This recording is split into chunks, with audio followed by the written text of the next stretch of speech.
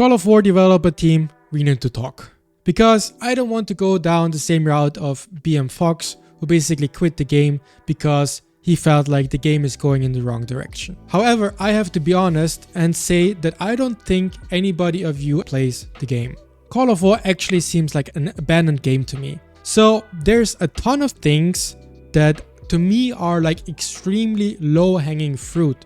Things that are completely outdated and at the same time would, I think, be extremely easy to fix. And there's no other game, I think, that is comparable in that kind of ratio. No other game has so many easy fixes that have been gone unaddressed for so long. So just in case you developers are not aware of it, let me facilitate your job and list all the things that I think could be improved. And hopefully that can extend my stay in this community. So I have the points in my list actually organized in 3 different groups.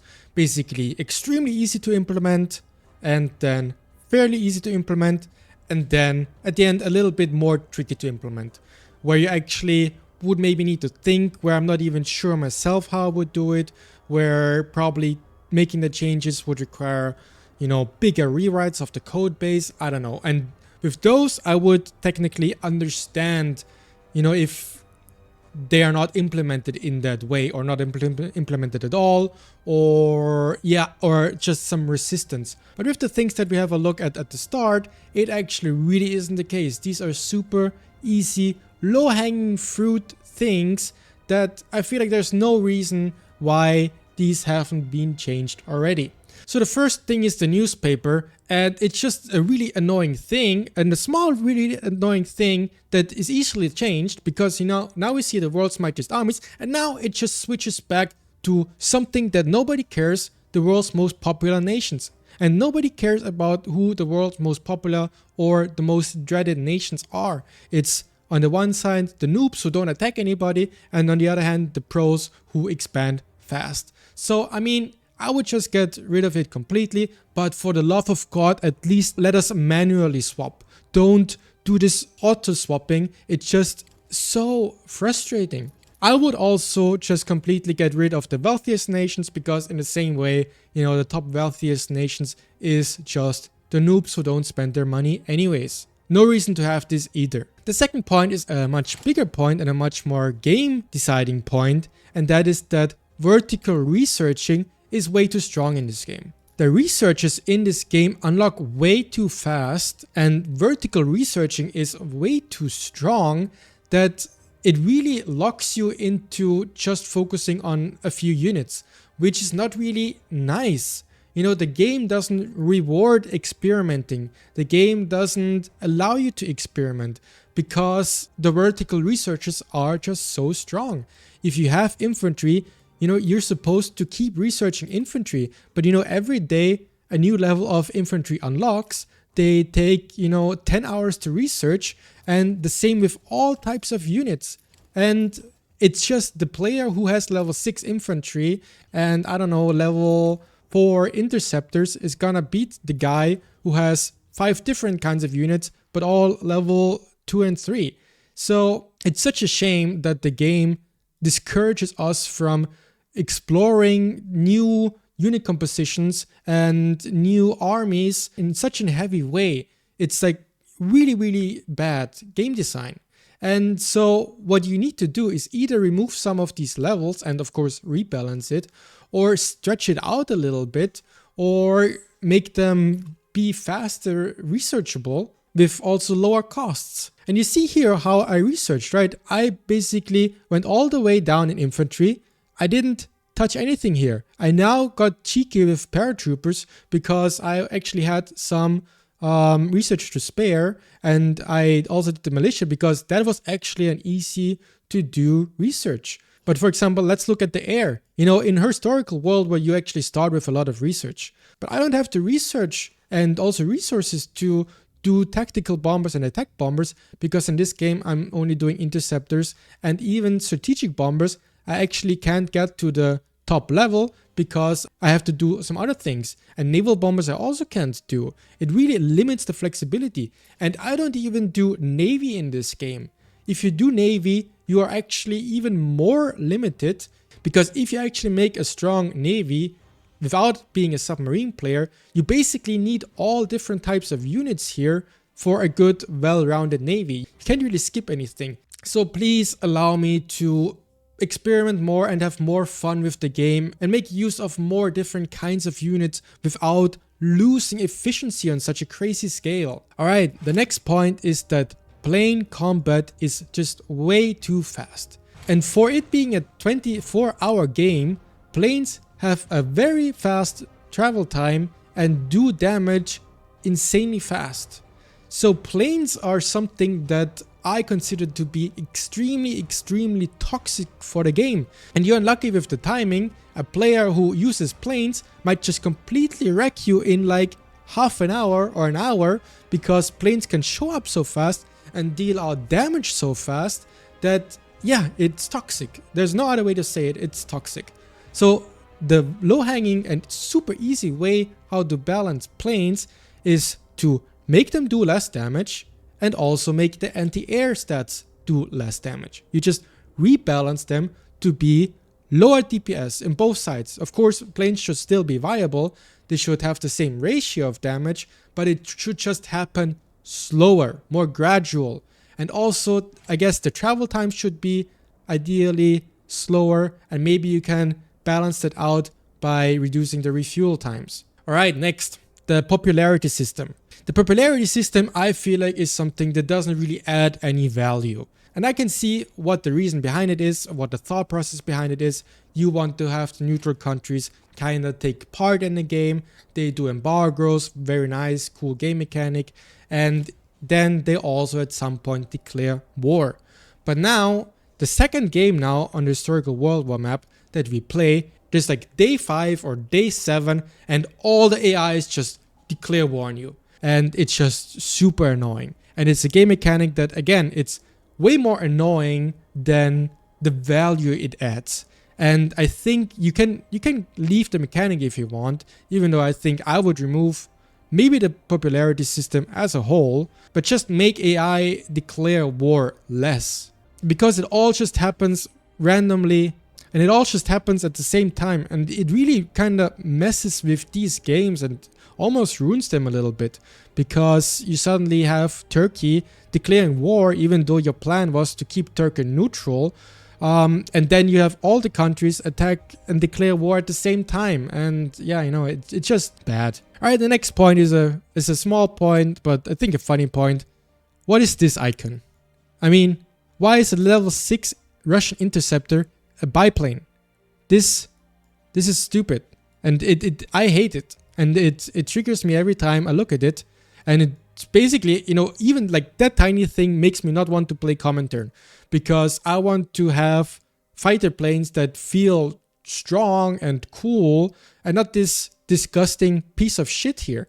And at the very least, you could have like level 4, level 5 and level 6 be, you know, an actual Russian fighter plane and not the trash that they had at the very start in the war. I would still prefer even the lower levels to be a different icon, because this just doesn't feel powerful. But yeah, at least the later levels. I mean, come on.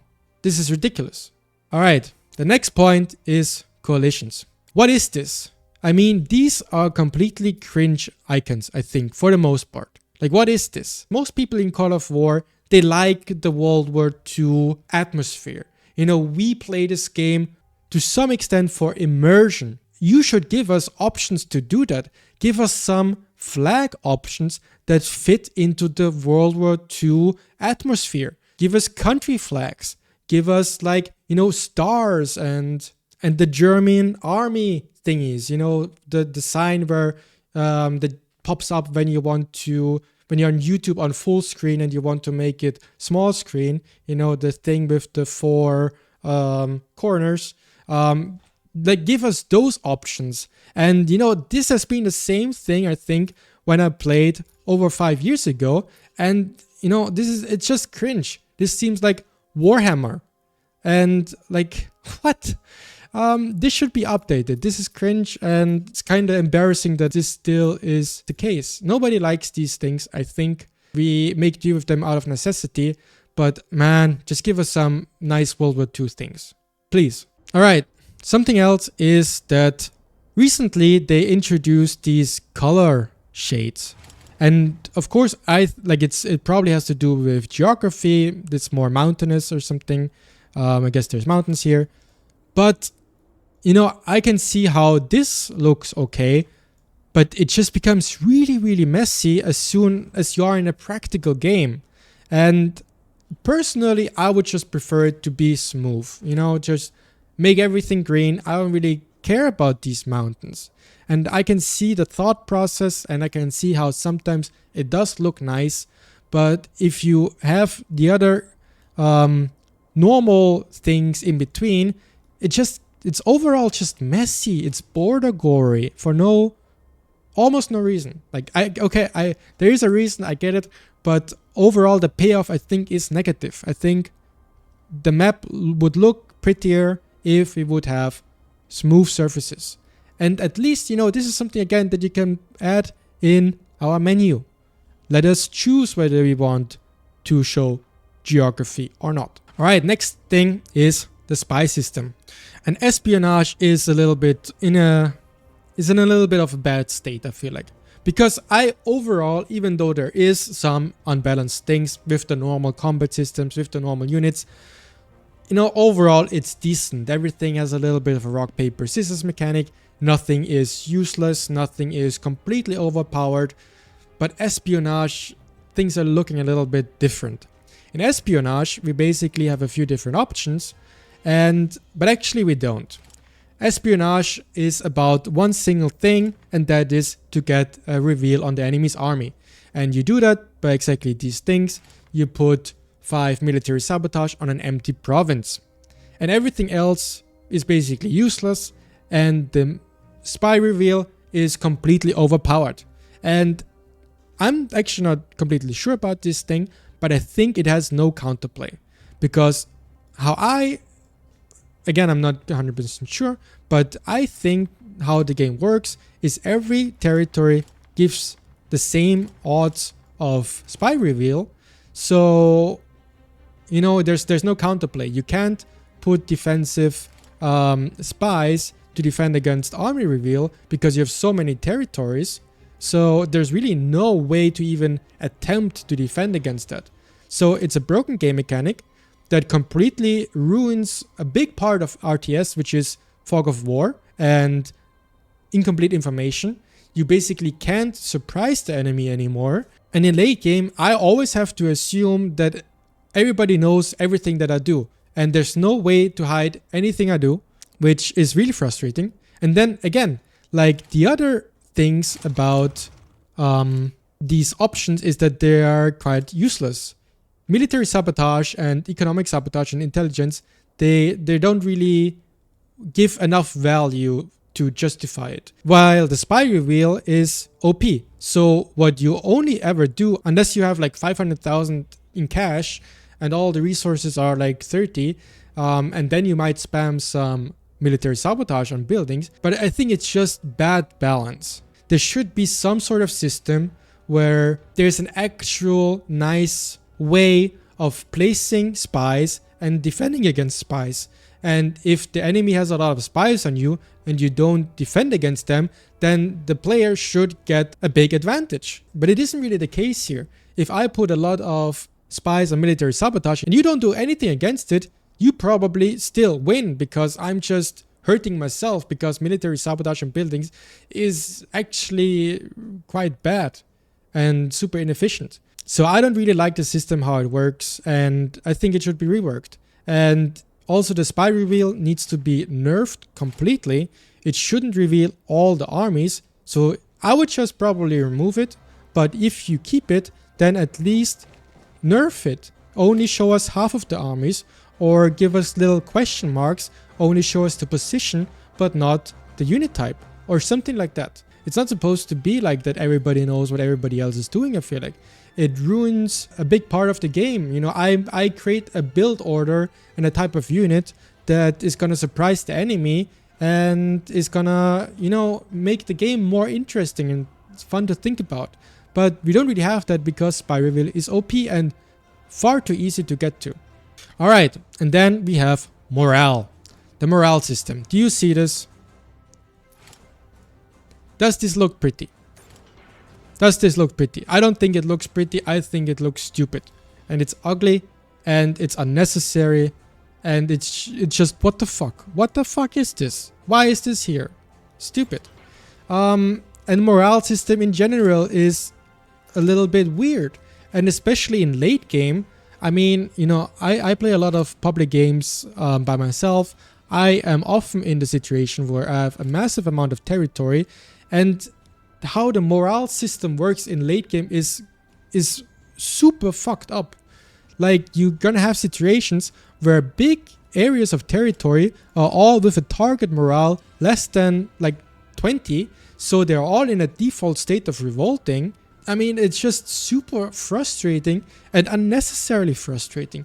At very least, have a target morale, a minimum target morale that is like over 30 or 40, where at least you can get them to a default state of not completely revolting. And you can't really expect people to just fill 100 territories with level 3 propaganda centers just to not have to deal with daily ugly border gore. And yeah, you know, border gore is another big thing. I hate border gore. You know, I basically started my Call of War journey with time lapses. And time lapses are more beautiful with larger areas of territory controlled by one player. So, but what you have if like a coalition goes to war with another coalition, you have all these territories that basically keep switching sides to different players. So if you are on a nation color mode, or you don't really have these people either warred or allied, it becomes into extremely messy looking thing that's just ugly. So I think there's a straightforward solution to this. Just allow us to transfer territories in a bigger way. You know, right now you can go to messages and you can make a trade and you can give a province. But I think you can only do it once per day, and that's just ridiculous. I can see, and you can also only do it after day 7. So, and I can see how there is restrictions. You know, there's a reason to it, of course. You're not supposed to give away too many VPs too early in the game, because it would maybe break something. Oh, now suddenly you have this enemy in the USA at the German border and he can just pump out a bunch of units here. If he has like 5 victory points at the same time.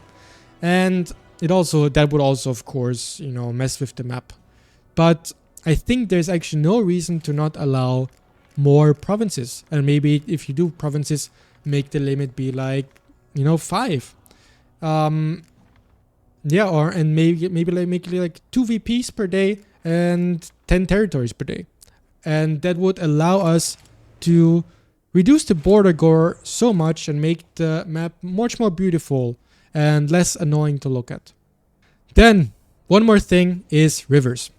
You know, we don't see any rivers right now because we are playing Historical World War, and it's one of I think the last map actually that was still safe from rivers. I hate rivers with a passion. They are so ugly. And let's have a look at them at the speed map that I used to like very, very much. But now it's kind of ruined from an aesthetics point of view because it has rivers. And look at that. Like it used to look so much nicer, but now we have rivers, and rivers just mess with how the map looks like. Do you see France?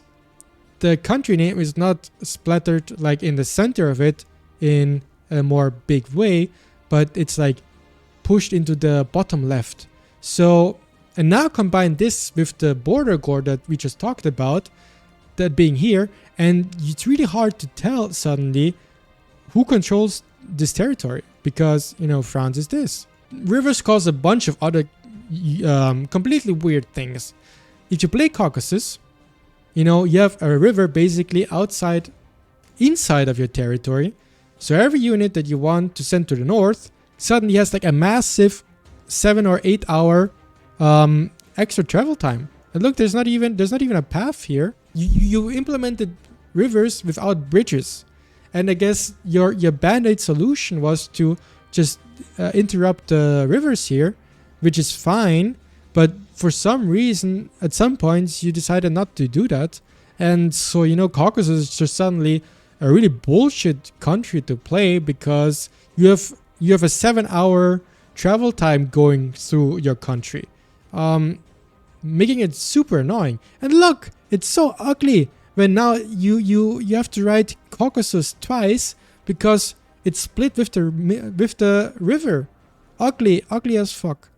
And the craziest thing ever is when I played the Argentina game and I was invading here, I was like, all right, wait, is there no path over this river?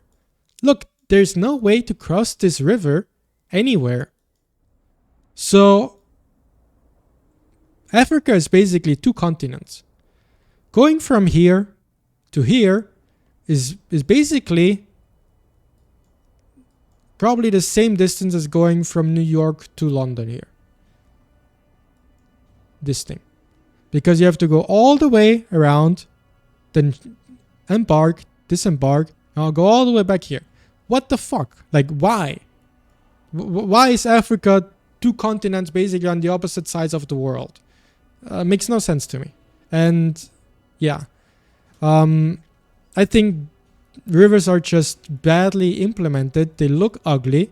They mess with the country names. And I just preferred everything about how it was without rivers. And I get that sometimes it could increase gameplay quality. I mean, there was always a lack of choke points and just territories by themselves. They don't give enough choke points. So rivers are good theoretically from a game design perspective, but they just mess with the aesthetics far too much. I feel like rivers should basically start to hide at a certain level of zoom out, right? It's fine, I think, but even I think the map just looks ugly. So maybe allow us to toggle it again. That's actually a good idea. Allow us to toggle rivers on and off, or at a certain level of zoom out, have them disappear. But actually, yeah, have rivers be able to toggle. That's an amazing idea. I'm not sure how easy it is to implement, but man, this is horrible. I don't like the way the map looks like, and ever since they added rivers to the 100-player map, I don't like playing the map anymore. I think it's ugly, and I think most people would agree with me. Before we had smooth countries, Germany is supposed to be one blob of this color, I feel like, with the little fragile gray lines in between. But now it's just weird. It's very weird. All right. So now that were basically the easy things. And now let's go over to slightly more tricky things that are still quite easy, I think. So I like historical things and historical gameplay and authentic gameplay. And you would think, very nice, we have a historic World War game mode in Call of War. However, let's look at it. We basically just played it. But what happens in these games? Let's check out the coalition tab. Alright, we have, I just opened a random game. We have German Empire and Soviet Union in a coalition with the coalition name Win and the cringe flag next to it. This is not authentic. This is not historical. Every game is completely messy. The historical World War mode on a public game, is almost unplayable. Because the big players make coalitions, the small players basically pick small countries, then realize what the fuck are they doing as a small country with everybody's just fucking around and basically go inactive anyways. And man, these games are not worth playing.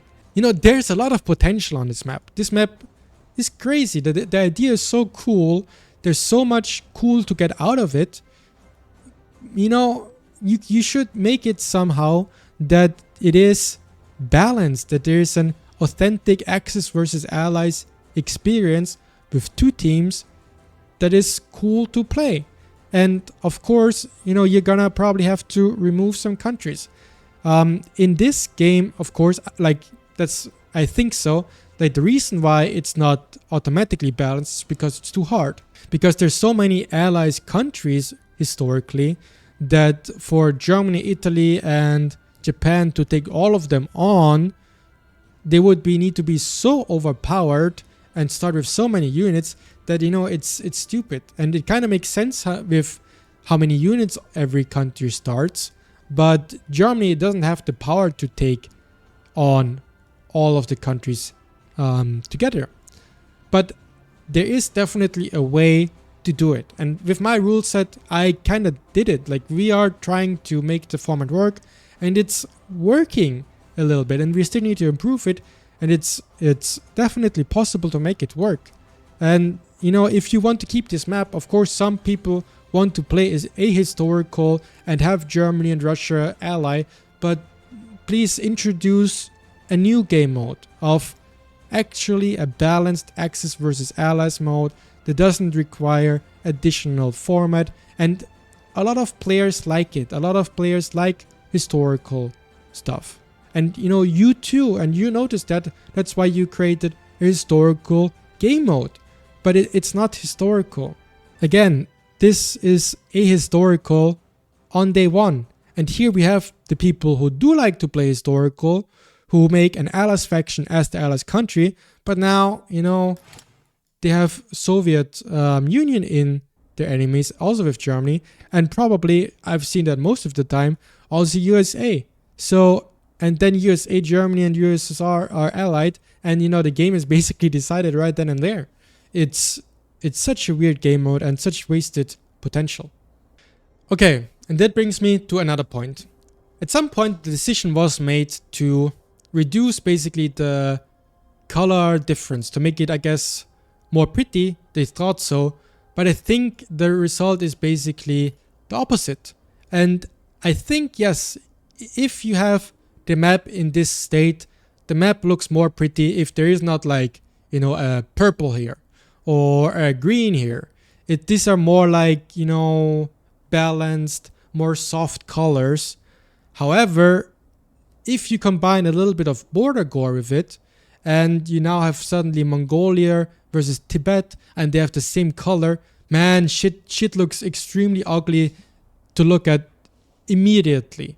And there's just not enough contrast between the country colors, and things look horrible super fast. So when designing the map, you guys have to really look past the starting map. I can see how this looks fine.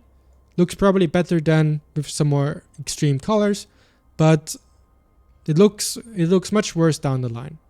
And also something that I want to show you guys. You know, in my videos, if you watch any of my last videos, I have very extreme color filters that I basically fine-tuned myself to really make colors more pop and remove the hidden layer of gray that seems to be on every map as soon as you zoom out a little bit. And even if you're a little bit zoomed in, like in my videos, the colors look just way nicer. They're just a little bit more popping, but it gets really bad once you zoom out.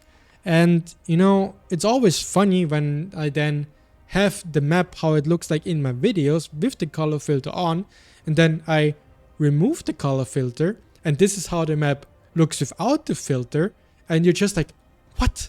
No, that can't be real, right? You did something here. No, this is how the map looks normal. That's the original map, and here it looks with my filter on. And I mean, I feel like you can go back, and it's so, again, wasted potential. I mean, why are we doing this? Why not have the game a little bit more pop and have more nicing and more powerful feeling colors? I mean, I don't say that make the default game be the same level of color intensity as my videos, because of course it's different. You don't want to go all the way there, but you can of course, you know, increase it a little bit. Why is there this level of gray, and why is everything shades of gray? I think that there's no reason to do that, at least to this intensity. And then probably the next point is the biggest point of all of them. Call of War has a really big problem in the way of inactive players. it's completely infested with inactive players. And it's just how the game is set up for a bunch of different reasons. First, new players get put into games from the very start. You know, you have the tutorial, they get put into a 22-player map. Cool. And now the probability that they abandon the game in the first few days is extremely high. Now you have a few inactive players. I never play the 22-player maps because you sometimes have like 90% of the people inactive in those games. So you gotta find a different solution than putting new players in these types of maps because they're unplayable. And then, of course, there's no restrictions, no punishments, no incentive to not abandon games. I mean, and also like if you like it happened multiple times to me that I accidentally join a game and then I'm in the game, but I have no way to leave. What? I mean, that can't be it. Like, inactive players reduce the quality of the game by a lot. The games would be so much cooler if there would be more people playing it. I don't like playing against the computer, but Call of War is a game where more than 70, and on some maps probably more than 80-90% of the players are computers, and I don't like that. And that is just very, very stupid, very annoying, something that makes the game very, very much worse. So there needs to be some sort of system that discourages, disincentivizes this type of behavior. And I know what my suggestion would be to that, and that would be to implement some sort of ladder system, some sort of ranking system. Because what do we have right now? You know, you would think that we have a ranking system based on this tab, but this is a complete joke because this ranking system is based on total amount of score. It's not like, you know, it's not like an elo system. It's just like if I build a tank, I get some score, and whoever builds most or kills most total amount of units in all of his games has the most score. So, you know, it's just ridiculous. Like, the ranking means basically nothing. And I once met a guy in my game who thought it means something, that he is like top 100 military score, but he played very badly. Like, the ranking system is irrelevant. And of course, joining games and abandoning them doesn't hurt your ranking system because we don't have an elo system. And once people, you know, actually do join hundreds of games and abandon them and then think, oh, you know, maybe I do care about my profile, then they just create a new account and start fresh. So my solution would be have a ladder system, have an elo system, some sort of ranking system, some sort of way for people to actually get into higher quality of games using their track record of not losing games, not abandoning games. And I think the problem will resolve itself, because if you're a shitty player who abandons a ton of games, you're gonna play with other shitty players who abandon a ton of games. And if you actually do play nicely, you get rewarded with higher quality of games. Yeah. And I mean, I feel like the theory behind not having a ladder system is just completely ridiculous anyways. And you can always have the option, you know, you have normal games and I guess unranked games, which we already have. And then you have ranked games. Very basic concept, right? But there needs to be some form of discouraging abandoning games and going inactive. There just needs to be, because this is ridiculous. It's ridiculous. All right. Now is the time where we move on to the last group of points, where we actually maybe brainstorm a little bit about big things that we could change, that we could address, but where also acknowledge that, you know, they might be a little bit tricky. All right, first point, and you know, before I said with the inactive players, that's the biggest point, but now that's actually the biggest point. The biggest point in Call of War, that it's a 24 hours game where things are happening very fast. So it's in general toxic.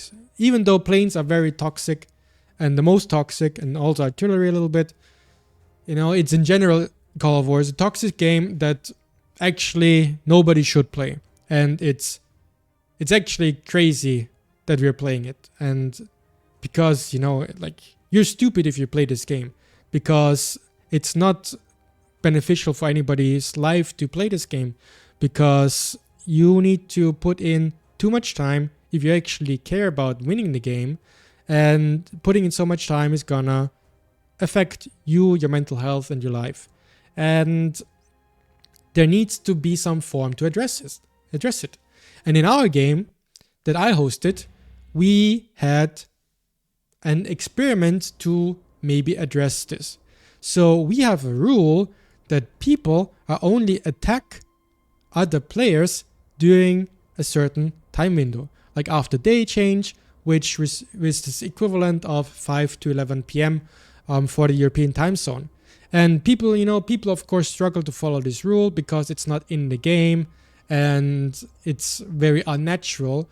But nowadays people are already kind of starting to learn how to do it. You see, these people are getting ready to attack the enemy at day change, but they're not doing it. So what does this mean? People can go to sleep in peace after 11 p.m. once the fighting window closes, and then don't have to stress during the day, and then only have to basically worry about being attacked out of nowhere in this very limited window of time.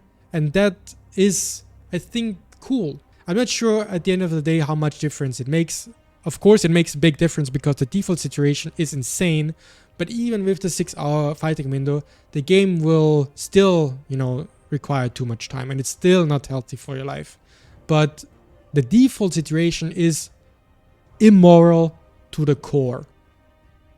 I mean, it's immoral. The amount of lives that Call of War damaged significantly, you guys, the developers, you probably don't want to spend too much time lingering on that thought, because if you would have the numbers, you would probably shut down immediately. But here's lies the biggest potential. You gotta focus, figure out a system that deals with that problem. And it's ridiculous that there isn't a system. And there is no even an attempt to, again, balance planes that really take this slightly toxic system and just spread toxicity all over it. But again, that's also it's tricky. Maybe there could be different game modes. There could be game modes with time restrictions. At least maybe you allow us to host games with the time restrictions where we can put the time slot ourselves. There needs to be some form of solution. Definitely, urgently. 10 years late. Then there's other things, of course. Again, also in this game, do you see a nice front line? Yes, you see a very nice front line. Why do we have a nice front line? Because we have a stack limit of 5 units, 6 for defensive units, and we have no artillery units. And that allows us to have very cool wars. Our war is very realistic, very nice. It feels good. We don't have to be constantly online because we are afraid of artillery. We don't have to be constantly online because we have a doom stack that's just going through all our armies and killing them instantly. This is cool. This is very cool, our rule. But of course it's not sustainable. And there's of course rule breaks, and there should be something like this in the game, I feel like. And there's plenty of people complaining about big stack sizes. To be honest, I don't really mind in the core game. I don't mind if a stack is 50 units or 150 units. I mean, big stacks are bad in general, and I think a big stack starts very early. A big stack is a stack that you have as soon as you don't really fill up every resource. You just have a stack that's covering a big area because everything else is just not viable, because you look away for an hour and you get engaged in immediate combat and you just lose those units for free. And territory is not big enough in Call of War because most of these territories don't give a significant number of resources anyways. So it's always more efficient to trade away provinces than units. So again, a thing that first contributes to toxicity because it forces you to be online so much, and second, it just feels unauthentic. And yeah, I love, like, this is my tank division. It has, in this case, 2 light units, 3 light units, and 2 infantry type units, and that's, I look at that as a tank division. And moving around this is so cool. And I have many different tank divisions, and here I have another one. Man, so cool. Feels so good to use. So much better than the default game. And I mean, I really think sometimes that nobody in the Call of War team plays the game. Which makes sense. Like, I think people don't play the game because the game is not great. So them not playing the game, which isn't great, makes them not care about improving the game as much, which doesn't make the game better, which doesn't make anybody play the game. Like, yeah. And then, yeah, the other thing is, of course, which I already mentioned a little bit, is artillery. Artillery is just stupid, I think. Artillery allows you to trade units for free. If I don't look and you hit me with artillery for an hour, you generate a ton of value for free. Artillery is also a big thing that forces you to stack up because, it makes it more obvious where you have to focus on and you don't get shot at for free. And artillery is also just way overpowered. It's really hard to counter, especially rocket artillery. Rocket artillery basically has no counter, at least in public games, because it's always way harder to catch an artillery stack than to kite with the artillery stack. So basically the best counter to rocket artillery is rocket artillery. Unless you actually have, like, I don't know, 100 motorized infantry, but nobody ever has that, right? That's not realistic. And then one last big thing, of course. What is the thing that most people probably think about as being bad when they think about Call of War at the start? Is that it's a pay-to-win game. I mean, I don't even really think about that too much because I actually don't notice it even that much because people are actually not that good in normal games. So I don't really notice it that much again. But at the end of the day, like, man, it's ridiculous that it's a pay-to-win game. Like, pay-to-win games are by default in, like, the, I don't know, lower third of game rankings in quality. Like, pay-to-win is a big deal to, how good a game is. I mean, it's cringe. So ideally we would shift in our revenue model, right? I mean, premium I think is good, right? Like, premium is fine, and the game is still playable without premium, even though actually now that I have it, I wouldn't want to go back, to be honest. But that's fine. You pay a certain small fee for playing the game. I mean, that's completely fine. Premium, sure.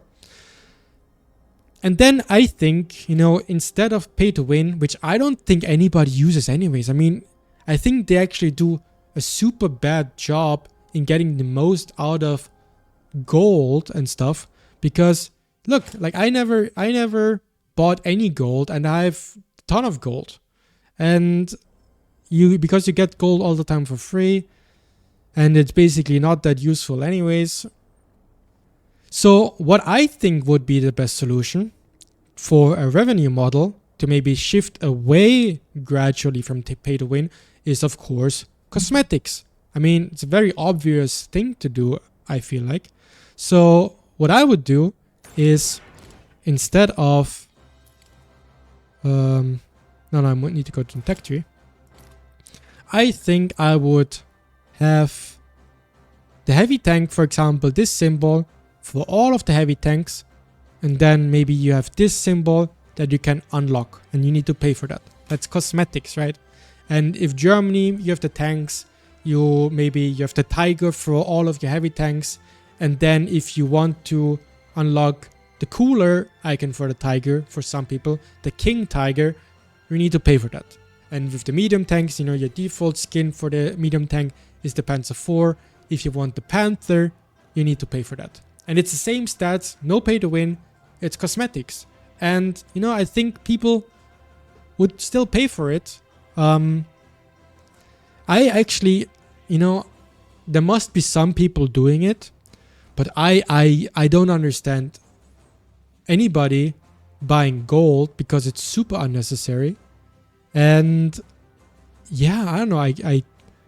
I struggle so hard that there's a significant amount of players that do it. I would like to think that there should be a way to approach monetization in a way that you make a great game with less monetization mechanics, and having less monetization mechanics makes the game greater, which pulls in more amount of people, which actually maximizes the money you get, instead of ruining the game with overflooding it with pay to win and monetization mechanics that reduce the game, have less people play it, have less people use those monetization mechanics, and actually then maybe even, make less, or maybe actually make the same amount of money.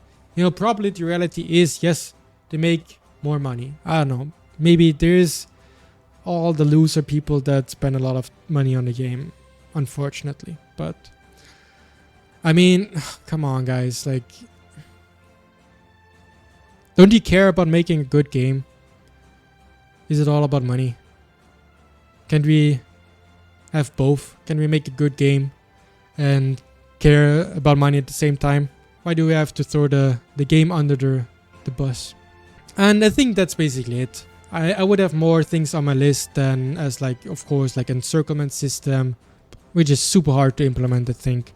And maybe you instead of having to pay for all the units, you have an auto build system where you build the factory and then it automatically produces units. But I mean, we don't really have to go into these things anymore. I'm not really sure about those things anyways. But I think I mentioned a lot of things, a ton of things actually. So yeah, let me know what other things that you guys would put on the list. Maybe we can make a follow-up video. And, I do have a little bit of hope that maybe this does get looked at by developers. And maybe they do not disregard something like this as, he's clueless, all of these things we can't do because they're too much work. I mean, even if that's the case, I feel like it's a little bit of a toxic mindset to disregard everything that maybe requires some more extensive rewriting of the code. And I would be very surprised with a lot of things on this list that they would actually require a lot of rewriting in the code. Or I don't know, is the Call of War code base really that broken from the core and all kept together by duct tape that you can't really touch the flags anymore or something? But even then I feel like, if you would have rewritten the code 3 years ago, it would have been done a while ago, and the future outlook for Call of War would be much more blossoming and promising than, let's squeeze everybody by introducing some new pay to win mechanics. And again, I'm not a hater. I respect some of the changes that they did, and I think 3 resources probably work better than 5. I'm not a hater. I'm just trying to improve the game. And I feel often embarrassed and a little bit discouraged that I play Call of War and I'm producing content for it, because at the end of the day, I'm not sure if I think it's a good game. And I don't think the developers do enough to make it a great game.